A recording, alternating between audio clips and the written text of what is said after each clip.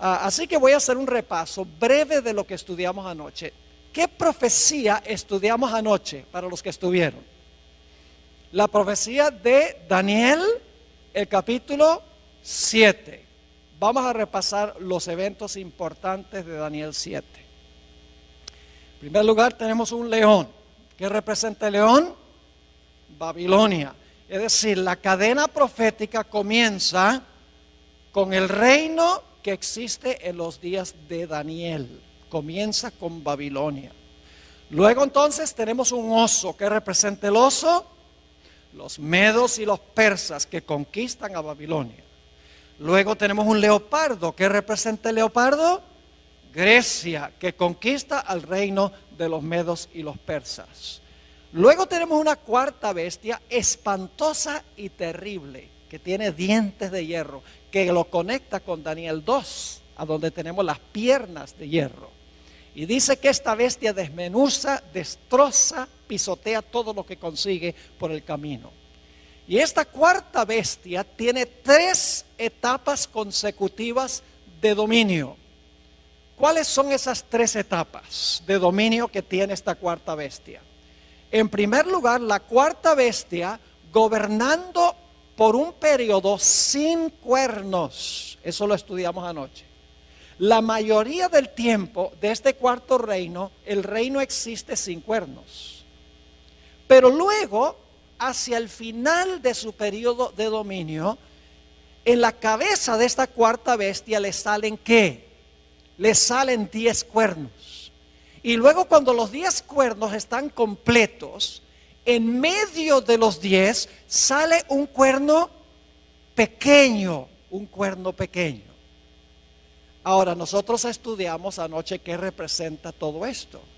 La cuarta bestia representa el imperio romano, sin cuernos.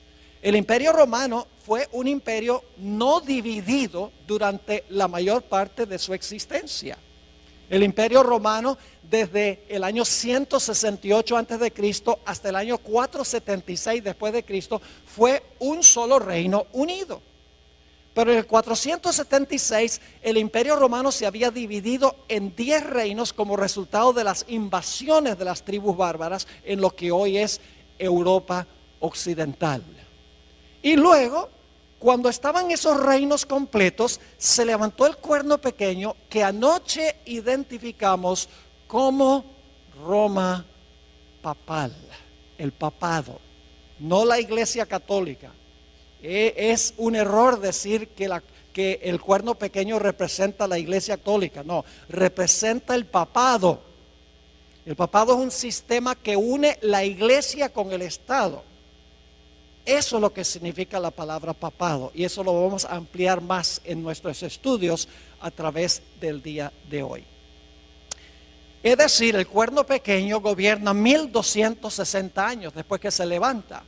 Significa que el cuerno pequeño, el papado, gobernó desde el año 538 después de Cristo hasta el año 1798, cuando recibió una herida de muerte y quedó decomisada esta bestia. El papado quedó decomisado por un periodo de tiempo.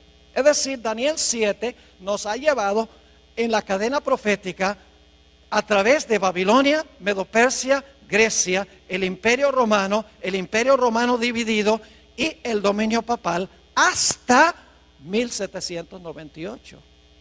Es lo que se conoce como el método histórico de estudiar las profecías. No tenemos que adivinar, porque sabemos a dónde comienza la profecía. La profecía comienza con Babilonia en los días de Daniel.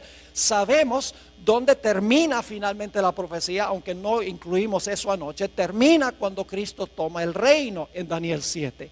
Y entonces podemos seguir la trayectoria desde su comienzo. Todos los reinos que se levantan en secuencia, podemos seguir la trayectoria hasta que la profecía alcanza su clímax. Sabemos a dónde estamos en cada etapa de la historia o de la cadena profética. Es un método matemático, un método sistemático, un método contextual de estudiar las profecías. Ahora, esta mañana queremos estudiar otra profecía paralela a la profecía de Daniel 7. Me refiero a Apocalipsis 13 y los versículos 1 al 10. Apocalipsis 13 y el versículo 1 al 10. Ahora vamos a leer los versículos 1 y 2 e inmediatamente vamos a ver la conexión con Daniel 7. Es decir, al leer estos dos versículos no nos va a caber duda alguna que hay una conexión entre Apocalipsis 13 y Daniel 7. Vamos a leer los versículos 1 y 2. Dice aquí Juan: me paré sobre la arena del mar y vi subir del mar una bestia que tenía 7 cabezas y 10 cuernos, y en sus cuernos 10 diademas, y sobre sus cabezas un nombre blasfemo. Y la bestia que vi era semejante a un leopardo, y sus pies como de oso, y su boca como boca de león, y el dragón le dio su poder y su trono y grande autoridad. ¿Cuántas bestias se mencionan aquí en el versículo 2? 4. ¿Se dieron cuenta o no? ¿Hay un león, sí o no? Sí. ¿Hay un oso? ¿Cómo no? ¿Hay un leopardo? ¿Hay una bestia espantosa y terrible? ¿Qué se le llama? ¿El qué? El dragón. ¿Cuántos cuernos tenía este dragón de Apocalipsis 13? Hay que regresar al capítulo 12, a donde habla de un dragón que trata de matar a un bebé y dice que ese dragón tiene 10 cuernos. Es decir, este dragón tiene 10 cuernos como el dragón de Daniel el capítulo 7. Pero hay algo interesante en Apocalipsis 13:2, y es que mientras que en Daniel las bestias tienen cierto orden: león, oso, leopardo y dragón, en Apocalipsis el capítulo 13 las bestias se presentan en orden inverso: dragón, leopardo, oso y león.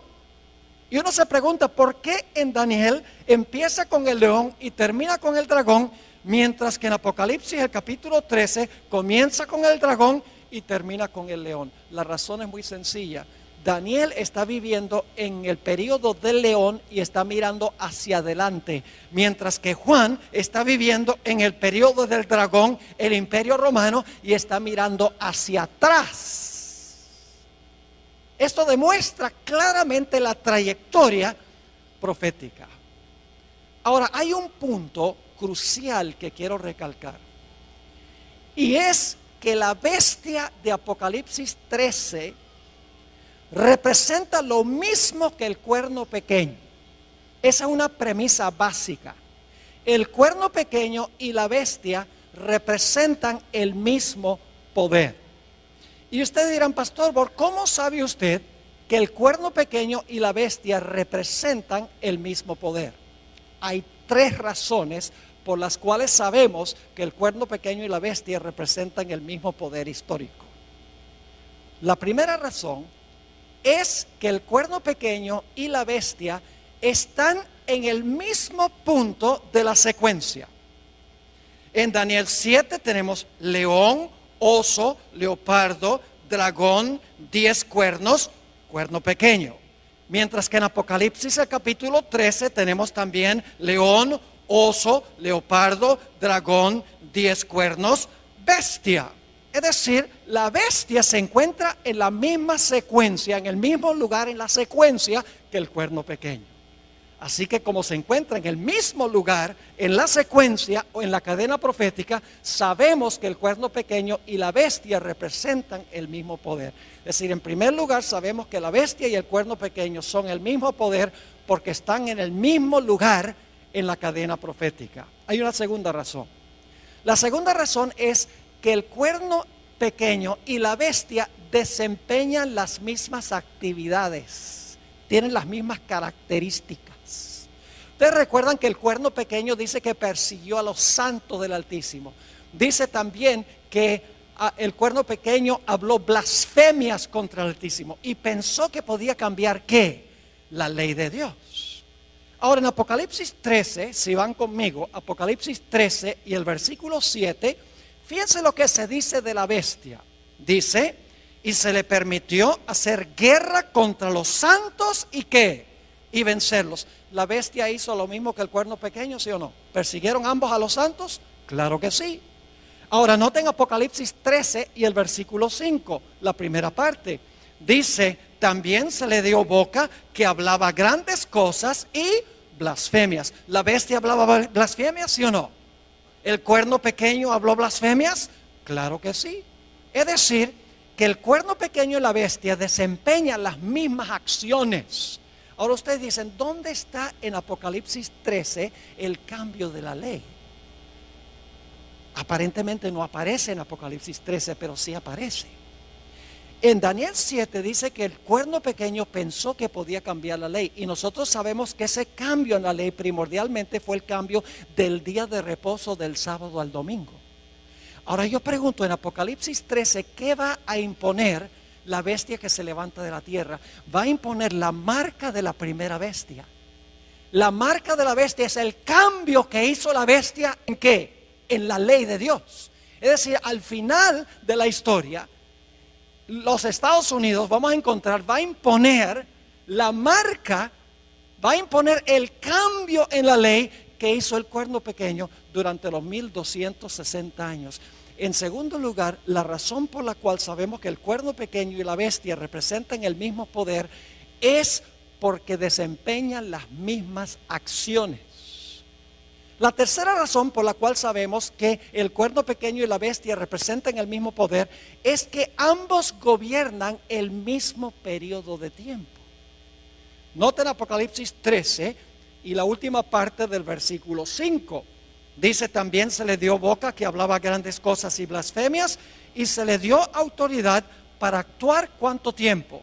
42 meses. Inmediatamente alguien dice, ese no es el mismo periodo de tiempo, porque el cuerno pequeño gobernó por tiempos, la mitad de un tiempo. Aquí dice que la bestia gobernó por 42 meses. No es lo mismo. Claro que es lo mismo. Se expresa en forma distinta. Anoche vimos que tiempos, la mitad de un tiempo son ¿cuántos años? 3 años y medio. ¿Cuántos días tiene el año bíblico? 360. ¿Quiere decir que iba a gobernar cuánto tiempo? 3 años y medio por 360 da ¿cuánto? 1260. Ahora, si el año bíblico tiene 360 días, ¿cuántos días tiene el mes bíblico? 30. Y dimos evidencia para eso anoche. Ahora, 42 meses multiplicado por 30 días, cada mes, ¿cuánto nos da? 1260 días. Y por si acaso todavía no lo creen, en Apocalipsis 12 claramente dice que la mujer tuvo que huir al desierto porque estaba siendo perseguida y tuvo que huir por 1260 días. 3 formas de comprobar lo mismo. Tiempo es la mitad de un tiempo, 42 meses y 1260 días. Y días representan ¿qué? Años en las profecías. Así que sabemos por 3 razones que el cuerno pequeño y la bestia son lo mismo. Número 1, están en el mismo lugar en la secuencia o en la cadena profética. Número 2, desempeñan las mismas actividades y tienen las mismas características. Número 3, gobiernan durante el mismo periodo de tiempo. Y ustedes dicen, pastor, ¿por qué está enfatizando tanto que el cuerno pequeño y la bestia son lo mismo? Porque Apocalipsis 13 agrega detalles en cuanto al futuro del cuerno pequeño que no están en Daniel 7. Apocalipsis 13 expande lo que está en Daniel 7. Nos da una etapa final del cuerno pequeño que no se encuentra explícitamente en Daniel el capítulo 7. El dominio del cuerno pequeño en su primera etapa terminó en el año 1798. En Apocalipsis 13:10 encontramos una descripción de la terminación de los 1260 años. Dice allí, si alguno lleva en cautividad, va en cautividad. Si alguno mata a espada debe ser muerto. Aquí está la paciencia y la fe de los santos. Cuando terminaron los 1260 años, la Biblia dice que el poder que había llevado cautivo, ahora fue cautivo.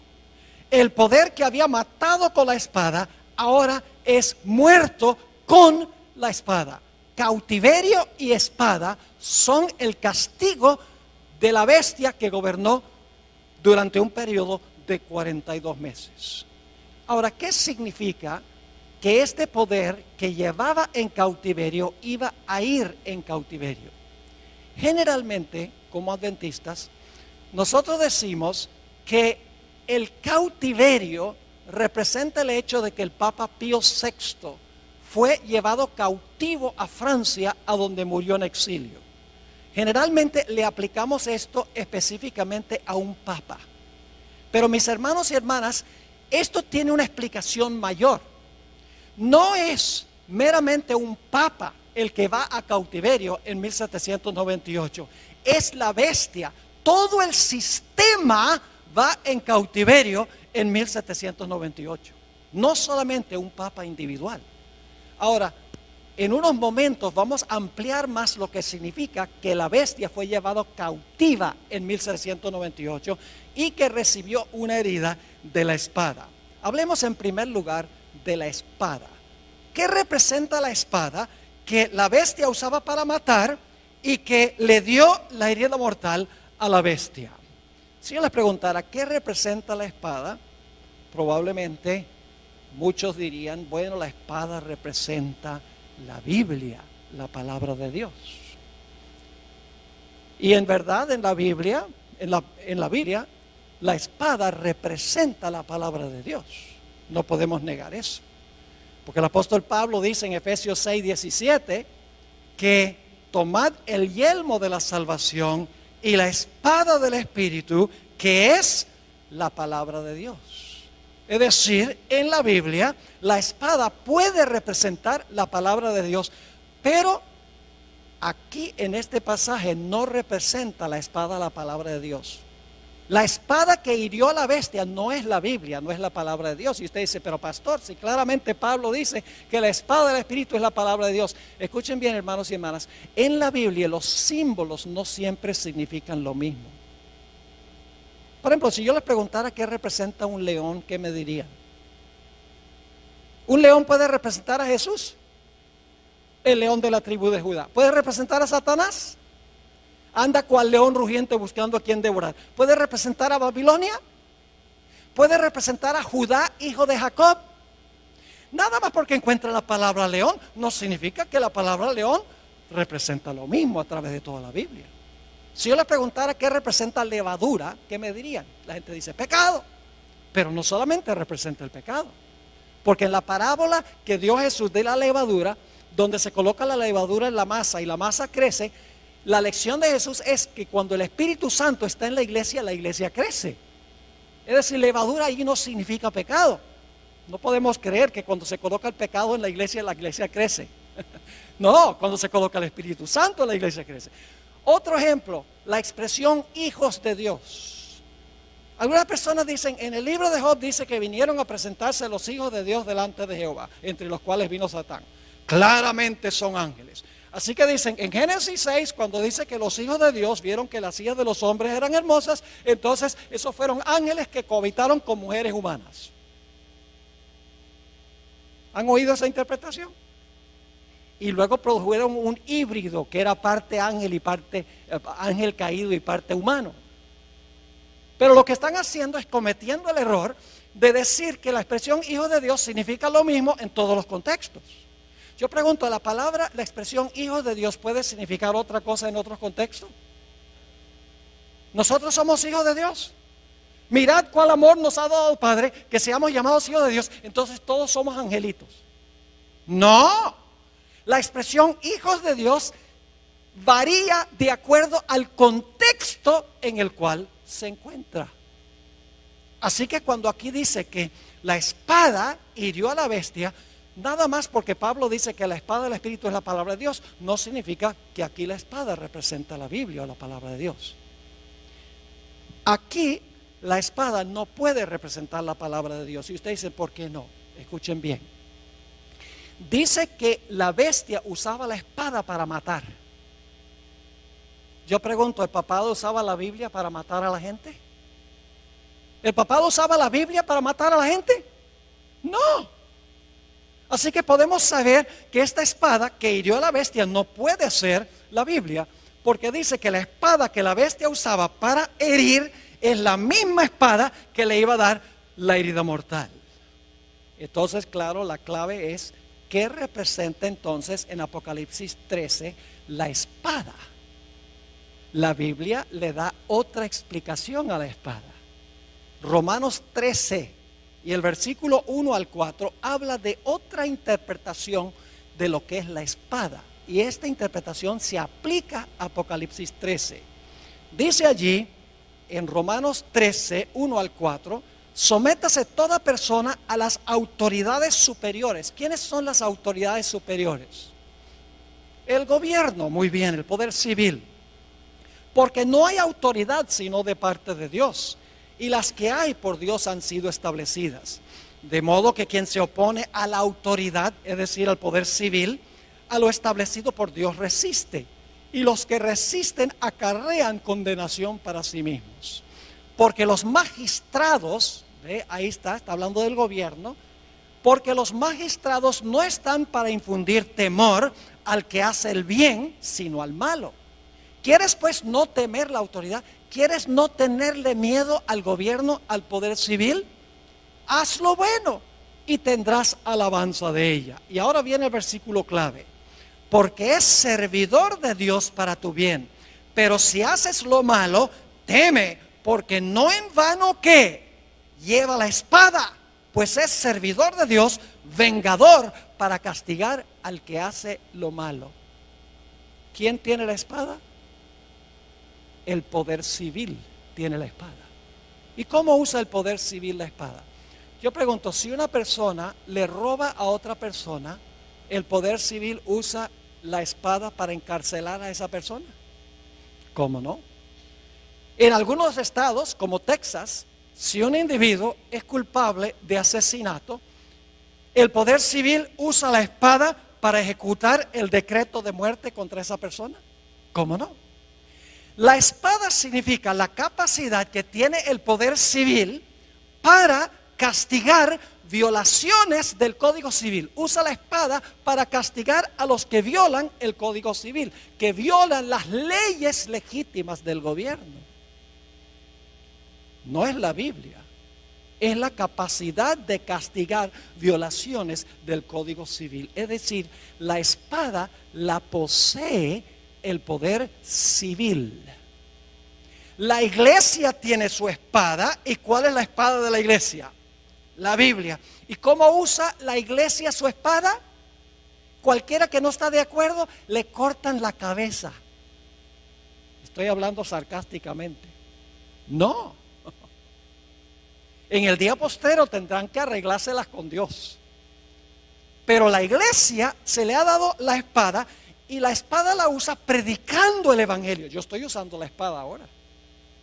Pero el poder civil también tiene su espada. Y la espada es la capacidad de castigar violaciones del Código Civil que disturbian el orden social o la paz de la sociedad, la propiedad, la vida, la reputación, etcétera. Así que en 1798 lo que sucedió fue que el poder civil de Francia, que antes le daba la espada a la iglesia, ahora le quitó de la mano la espada y con esa espada se le volcó en contra y le dio una herida mortal al papado. Es decir, la herida mortal es cuando se levantó el poder civil en contra del papado, porque antes el papado había usado el poder civil para castigar violaciones de la iglesia. Cualquiera que no estaba de acuerdo con lo que enseñaba la iglesia decía al poder civil: mira, toma tu espada y castiga a esa persona, échalo a la cárcel, o incinéralo, o ponlo en la cárcel, o tortúralo. eso es lo que hacía la iglesia, usaba la espada del poder civil para castigar violaciones religiosas. Pero en 1798 Francia le quitó la espada a la iglesia católica, a la iglesia romana, le dijo: ya no vas a usar más la espada para perseguir. Y la espada se le volcó en contra de el papado en 1798. También dice la profecía que el que llevaba en cautiverio iba a ir en cautiverio. El papado llevaba en cautiverio a toda la gente. Pero dice que este sistema iba a ir como, iba a ir cautivo. Ahora, ¿qué significa que iba a ir cautivo este sistema? Necesitamos regresar al tiempo cuando las tribus bárbaras estaban invadiendo al Imperio Romano. Cuando estas naciones bárbaras vinieron del norte del imperio y empezaron a parcelarse lo que hoy es el Imperio Romano, lo que había sido el imperio occidental, el imperio que quedaba en Europa, las naciones donde está en Europa hoy, esa región se convirtió en un caos. No había emperador, no había quien pusiera ley, quien pusiera orden. Y por lo tanto, las tribus bárbaras le pidieron al obispo de Roma, que su religión se había proliferado por todo el imperio para ese tiempo, le dijeron: ¿por qué no pones tú la ley y el orden aquí en el imperio? Porque todo está en caos. Y de esa manera el obispo de Roma, que hoy conocemos como Papa, no solamente comenzó a gobernar en cosas religiosas, no solamente era el líder de la iglesia, sino que también se convirtió en el líder civil. Ahora, antes de que el papado ascendiera al trono temporal, el papado estaba atado, es decir, la bestia estaba atada y no podía desempeñar sus acciones. Pero cuando se quitó la restricción del imperio y el papado pudo subir al trono temporal, el papado ahora quedó libre para perseguir y desempeñar las acciones que dice la profecía. Es decir, lo que significa que este poder estaba atado, significa que los poderes civiles están en función y por lo tanto, estando los poderes civiles en función, el papado no puede dominar en asuntos civiles. El quitar la restricción significa que ahora los poderes civiles le rinden su apoyo al papado para que el papado pueda desempeñar sus funciones. Quiero leerles un par de citas de un cardenal de la Iglesia Católica, Enrique Eduardo Manning, a donde él explica lo que acabo de describir. Dice lo siguiente: cuando las tribus bárbaras, y yo no sé si vamos a tener esto en la pantalla para que la gente pueda ver esta cita, tal vez no la vamos a tener, pero voy a leerlo de todas maneras. Dice que cuando las tribus bárbaras invadieron el imperio, escuchen bien, los pontífices se hallaron solos porque ya no había emperador. Como la única fuente del orden, la paz, la ley y la seguridad. Es decir, cuando los bárbaros invadieron, ahora como no había emperador, no había ley ni orden, dice que el único que podía mantener un poco el orden eran los obispos, es decir, el obispo de Roma, los que llamamos papas hoy, los pontífices. Y ahora escuchen cómo se describe esto. Y desde la hora de esta liberación providencial, ¿qué necesita usted hacer para liberar a alguna persona? La persona tiene que estar ¿qué? La persona tiene que estar cautiva, ¿verdad? Si se va a librar es porque está cautiva. Es decir, cuando el Papa asciende, dice esto, para establecer orden en el imperio, no solamente religioso, sino civil, dice, desde la hora de esta liberación providencial, cuando por intervención divina se le cayeron las cadenas de las manos al sucesor de Pedro. Es decir, cuando ahora el papado no solo gobierna en asuntos religiosos, sino en asuntos civiles, dice que se le caen las cadenas de las manos al sucesor de Pedro, porque antes estaba ¿qué? Encadenado. Como una vez habían caído de las suyas, ningún soberano ha reinado en Roma, sino el vicario de Jesucristo. En otra cita, Manning dice lo siguiente: el papado esperó hasta el momento propicio en que Dios rompiera sus ¿qué? ¿En qué condición estaba el papado antes de ascender al poder civil, de usar el poder civil? ¿Estaba qué? Atado. Dicho sea de paso, aquí tenemos que entender 2 Tesalonicenses 2, donde dice que había uno que detenía para que no se manifestara el hombre de pecado. ¿Lo han leído?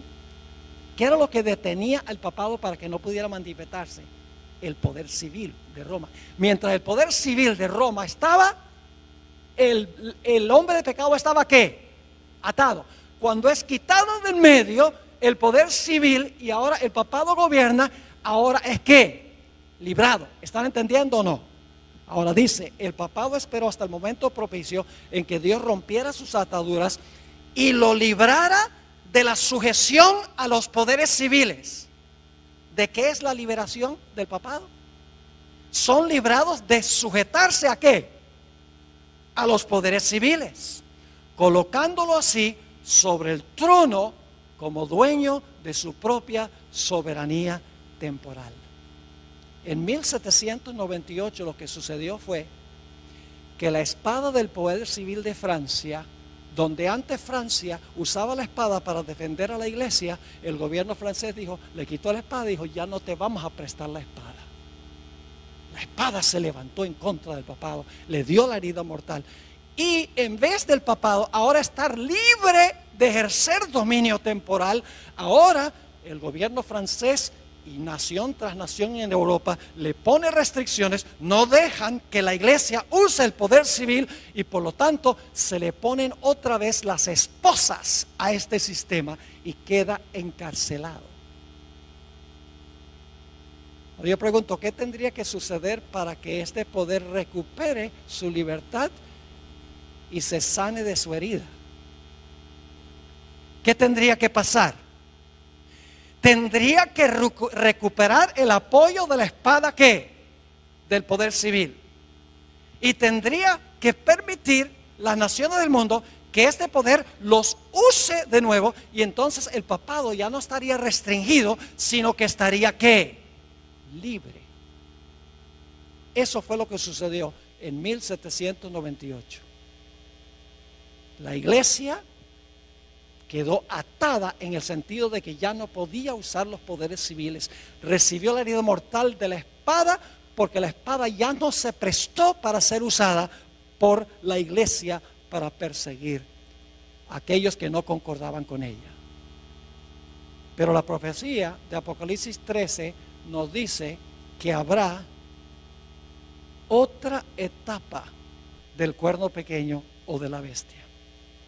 Apocalipsis 13 y el versículo 3 nos dice, después vi otra bestia, antes de eso, 13:3, vi una de sus cabezas como herida de muerte, y ahora escuchen lo que sucede, pero su herida mortal fue sanada, y se maravilló toda la tierra en pos de la bestia. Yo pregunto, ¿este poder va a recuperar su dominio?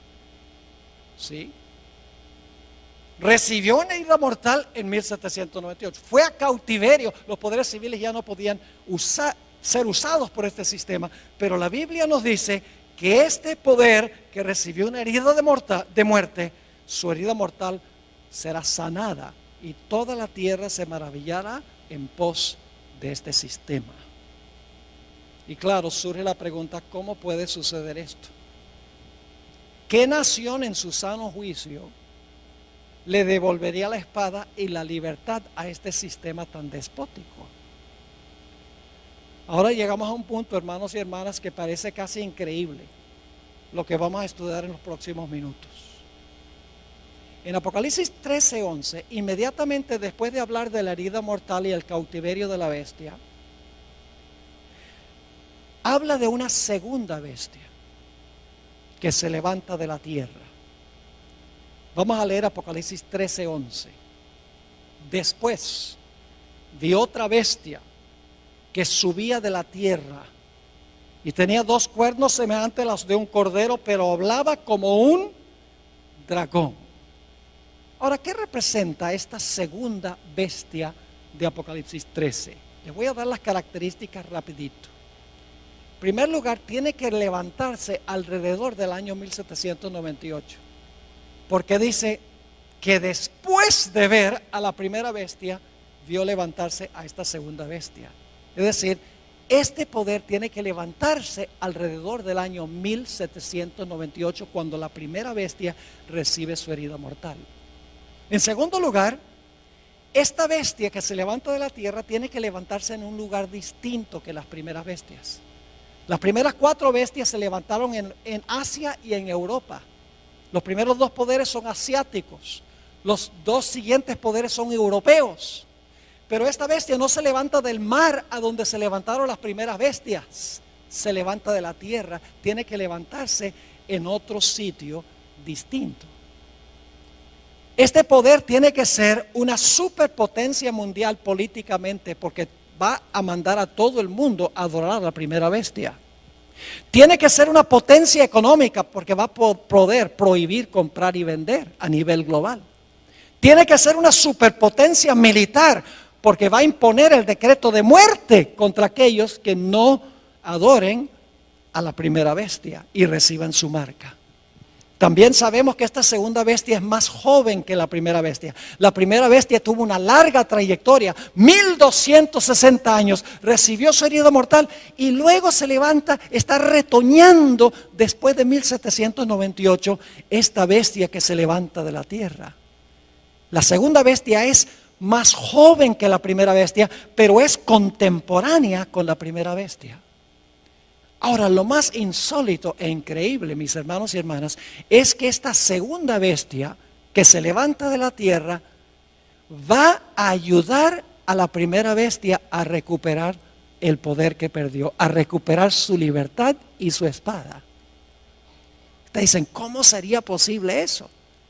Que esta nación, porque una bestia representa una nación, que se levanta alrededor del año 1798, una superpotencia económica, política, militar, que no se levanta ni en Asia ni en Europa, que esa nación lo que va a hacer es ayudar a la primera bestia a recuperar la espada y a salir de la cárcel.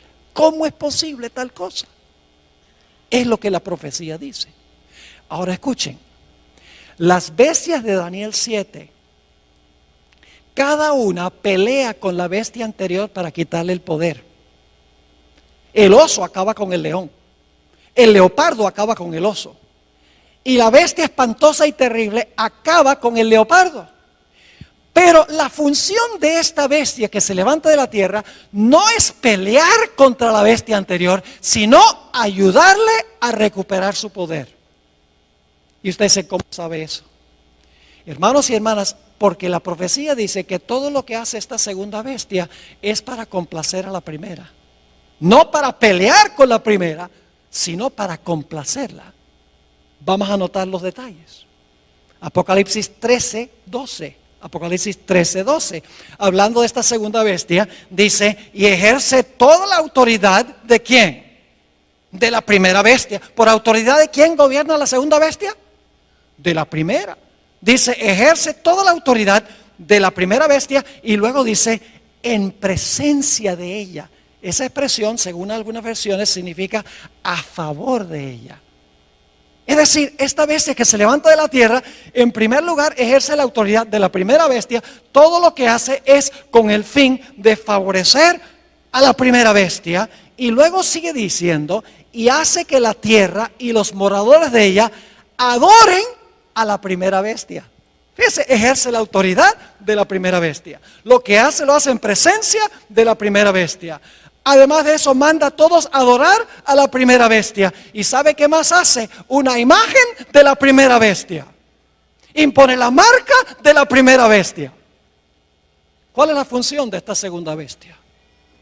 Todo lo que hace es para ayudar a la primera bestia a recuperar el poder que perdió cuando recibió la herida mortal. Yo pregunto, ¿cuál nación sería esta? Una nación que no es asiática ni europea, una nación que es una superpotencia económica, militar y política, una nación que se levantó alrededor del año 1798 en otro lugar distinto.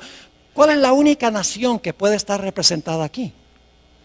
No cabe duda, las características indican claramente que esta nación representa a los Estados Unidos de América.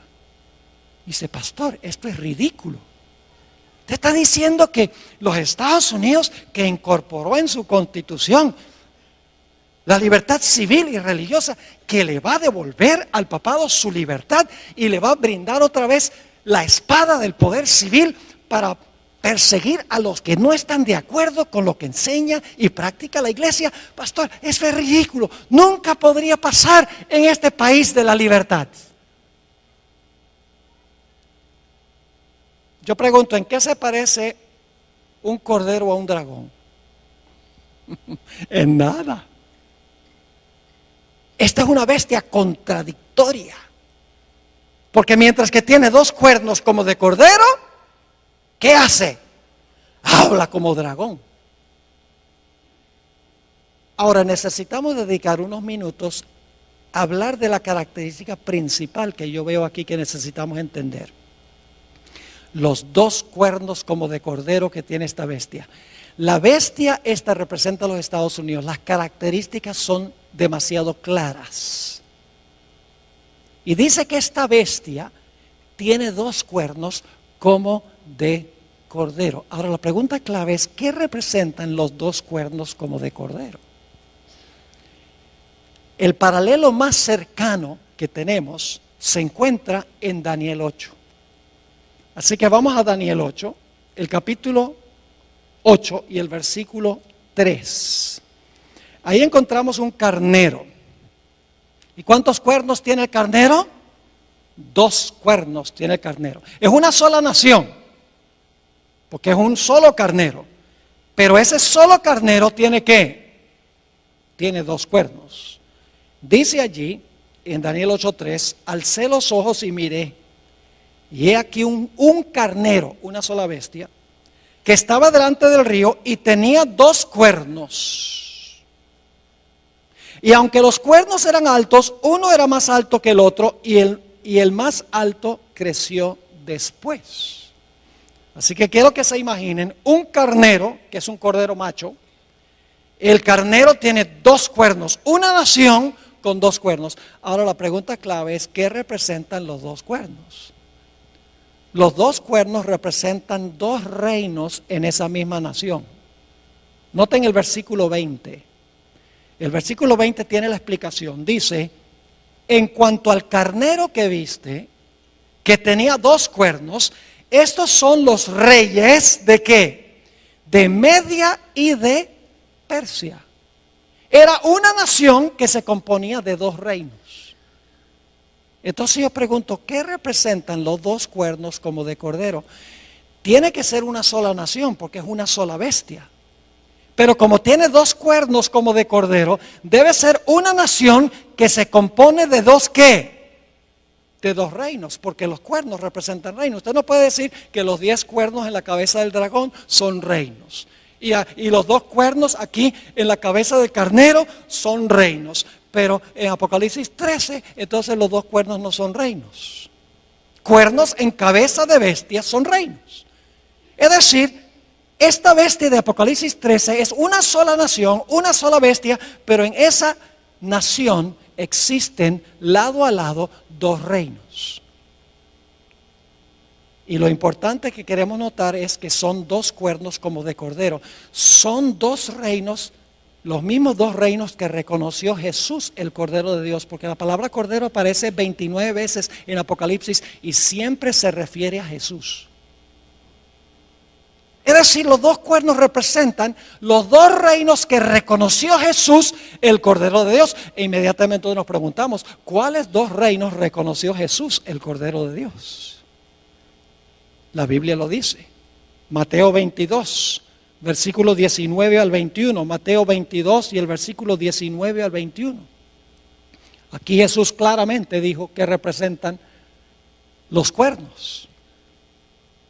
le traen una moneda del tributo a Jesús y le dicen, ¿debemos devolverle los taxes a César, sí o no? Y fíjense lo que dice Jesús: mostradme la moneda del tributo. Y ellos le presentaron un denario. Entonces le dijo, ¿de quién es esta imagen y la inscripción? Es decir, la cara de quién y el nombre de quién está en esta moneda. Le dijeron, de César. Y les dijo, dad pues a César lo que es de César y a Dios lo que es de Dios. ¿Cuántos reinos reconoció Jesús, el Cordero de Dios? 2. El de César sería el poder, ¿qué? Civil. Y el de Dios sería lo que llamamos la iglesia. Es decir, los 2 reinos que reconoció Jesús es el reino de la iglesia y el reino del Estado. ¿Deben estar juntos o separados? Separados. Por ejemplo, ¿qué obligación financiera tenemos nosotros con la iglesia? El diezmo. ¿Y qué obligación financiera tenemos con el poder civil? Los impuestos. Yo pregunto, ¿sería apropiado que la iglesia le dijera al poder civil, mira, danos un porcentaje de los taxes? No. ¿Sería lícito que el poder civil le dijera a la iglesia, tienen que devolverme un 20% del diezmo? No. Cada reino funciona en su propia esfera, separado uno del otro. Es una sola nación, los Estados Unidos, pero en esa sola nación existen 2 reinos, la iglesia y el poder civil. ¿Y saben algo? Yo vivo en los Estados Unidos y soy ciudadano de 2 reinos. Yo soy ciudadano de los Estados Unidos porque nací en Wisconsin. Y soy ciudadano de la iglesia también porque me bautizó y soy miembro de la Iglesia Adventista del Séptimo Día. En una misma nación pertenezco a 2 reinos, la iglesia y también el Estado. ¿Están entendiendo lo que significan los 2 cuernos? Representa el hecho de que en una sola nación, los Estados Unidos, va a existir la idea de 2 reinos separados uno del otro. El gobierno, el poder civil, y la iglesia, el poder religioso. Y escuchen bien, el Señor Jesucristo rehusó la idea de que la iglesia usara el poder civil, la espada del poder civil, para defender su reino. Desde un comienzo de su ministerio, el diablo le ofreció a Jesús todos los reinos del mundo. ¿Y qué dijo Jesús? Apártate de mí, Satanás. Yo no vine a tomar las riendas del poder civil, yo vine a establecer mi iglesia. Jesús reconoció la existencia de 2 reinos. Noten Juan 18:36. Aquí Jesús está en una entrevista personal con Pilato y Pilato le pregunta, bueno, ¿eres tú un rey, Jesús? Y fíjense lo que dijo Jesús. Mi reino no es de este mundo. ¿Cuántos reinos reconoció Jesús? 2. El de él y ¿cuál? El del mundo. Mi reino no es de este mundo. Si mi reino fuera de este mundo, mis servidores pelearían, usaría la espada, en otras palabras, para que yo no fuera entregado a los judíos, pero mi reino no es de aquí. Pero ¿saben lo que querían los judíos? Los judíos constantemente querían que Jesús se apropiara del poder civil, del poder del gobierno, que usara la espada para imponer su religión. Jesús dijo, yo no vine a eso. Yo vine a establecer un reino, mi iglesia. La hermana White dice que Jesús se mantuvo separado de la administración del gobierno civil de Roma. Nunca vemos a Jesús apelando a Roma para defender su reino. Jamás. Sus propios discípulos manifestaron que ellos querían usar la fuerza del poder civil para castigar al que no estaba de acuerdo con el reino de Jesús. Santiago y Juan, los hijos del trueno, cuando Jesús estaba en su último viaje a Jerusalén, Jesús quería pasar por algunas aldeas samaritanas para cortar camino a Jerusalén y pidió permiso y las aldeas dijeron, no puedes pasar por aquí. Santiago y Juan se indignaron. Y le dijeron a Jesús, ¿cómo se les ocurre a esas aldeas decirle no a nuestro Mesías? ¿Quieres que llamemos fuego del cielo y quememos esas ciudades? Querían usar la fuerza para imponer su religión. Cuando Jesús alimentó a los 5,000, Judas, el cabecilla, revolvió a la muchedumbre para que tomaran a Cristo y lo hicieran rey. La Biblia dice que Jesús se fue, no había venido para ser rey. Y cuando Jesús estaba en Getsemaní y vinieron a arrestar a Jesús, el apóstol Pedro saca la espada y le tira un zarpazo al siervo del sumo sacerdote y le cortó la oreja. Y créame, no le estaba tratando de cortar la oreja, le quería cortar la cabeza, pero le falló la puntería, porque era pescador y no soldado. ¿Y qué le dijo Jesús? Bien hecho, Pedro. Y le dijo a los otros discípulos, tomen ustedes también la espada, defiendan mi reino. No. Jesús dijo algo muy parecido a lo que leímos en Apocalipsis. Dijo, guarda tu espada en su lugar, porque el que mata la espada, a espada será muerto.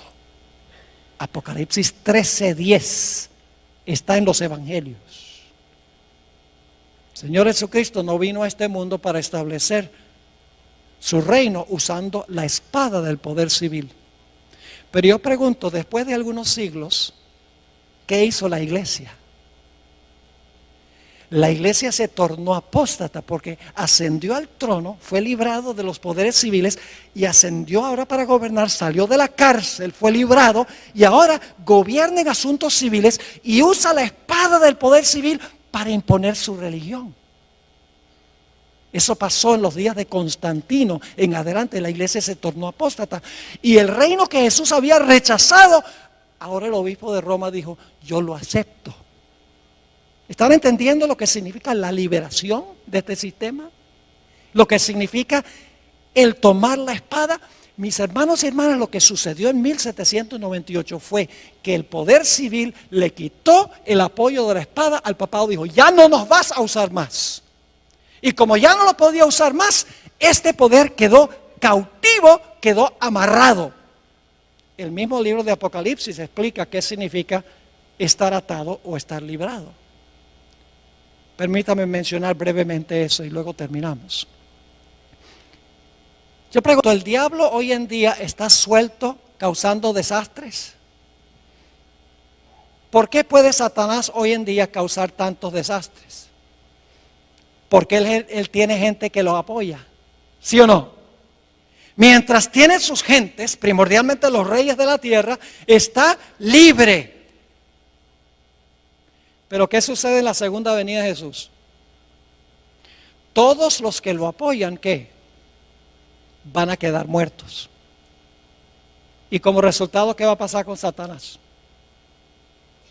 Dice que desciende un ángel del cielo con una gran cadena en su mano y lo amarra y lo echa en la prisión. Cuando Satanás no tiene quien lo apoye, está atado. Pero yo pregunto, ¿después del milenio va a ser desatado? ¿Qué significa el hecho de que va a ser desatado? Significa que ahora todos los impíos van a ¿qué? A resucitar. Ahora tiene quien los apoye. Y por lo tanto dice, será soltado de su prisión. Cuando el papado tenía el apoyo de los poderes civiles, estaba ¿qué? Libre para hacer sus acciones que menciona la Escritura.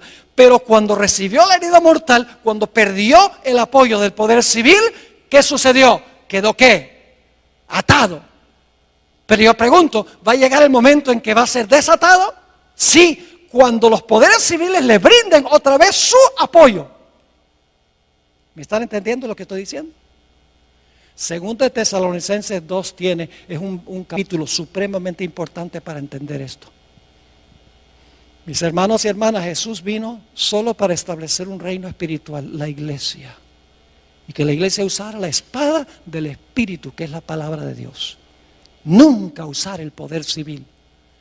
Pero la Biblia dice que este poder, el papado, que imperó por 1260 años, su herida mortal se va a sanar. Y no solo Europa, sino todo el mundo se va a maravillar en pos de este sistema. Y yo les digo, yo fui a Filadelfia cuando vino el Papa y les puedo asegurar que lo vi con mis propios ojos. ¿Cómo esta profecía se puede cumplir esta tarde? Voy a compartir un poco más de detalles con ustedes. Jesús vino a implantar los principios de su reino en el corazón del ser humano. Termino con un versículo, dos versículos. Lucas 17, 20 y 21 nos dice por qué Jesús vino. Dice, preguntado por los fariseos, ¿cuándo había de venir el reino de Dios? Y ellos, claro, creían que era el reino de la fuerza.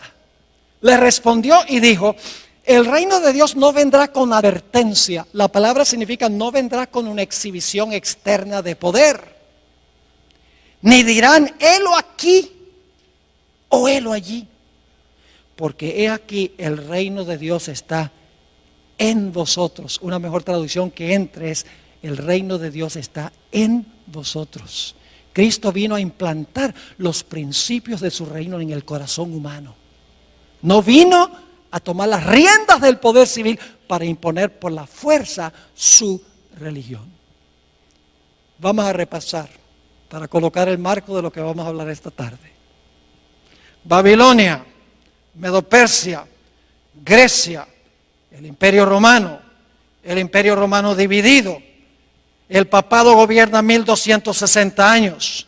Recibe una herida mortal en 1798.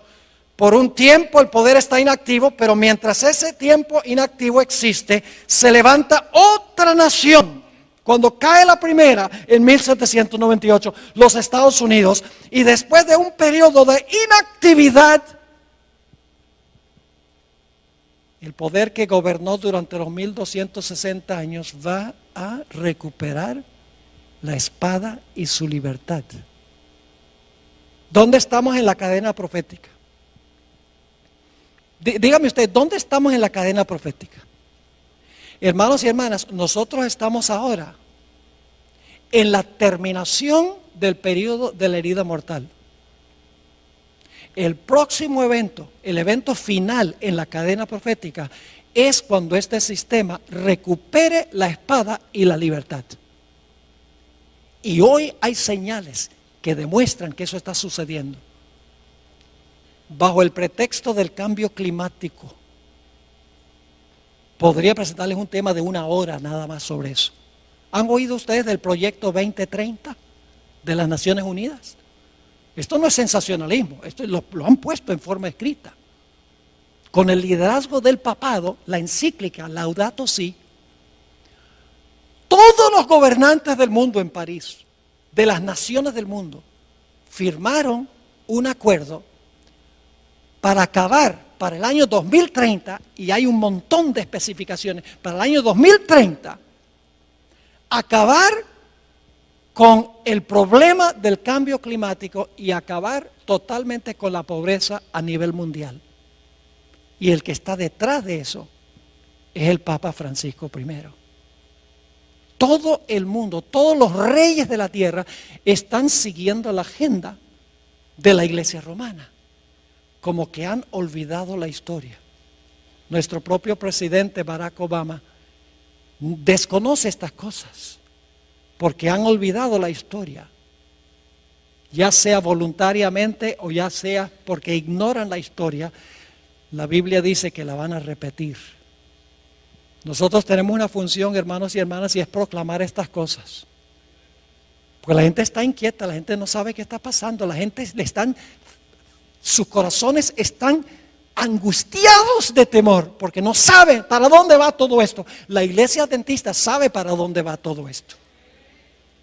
Ay de nosotros si nosotros no compartimos este mensaje con la gente que está buscando paz y tranquilidad en su vida.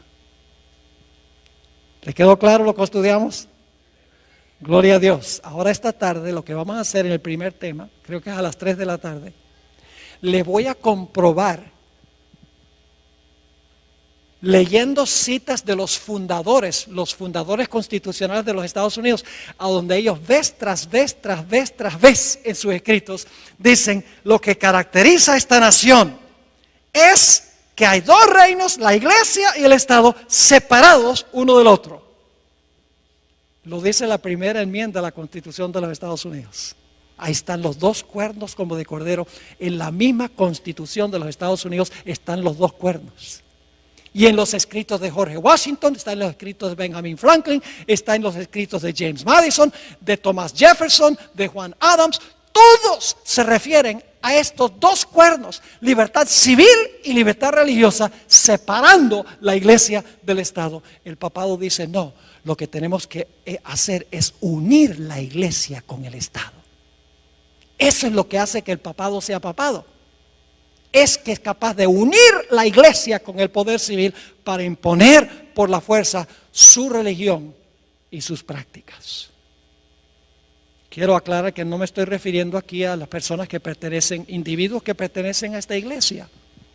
Yo creo que usted ama a Jesús, le sirve lo mejor que puede de acuerdo al conocimiento que tiene. Esto no es un ataque contra personas que están dentro de este sistema.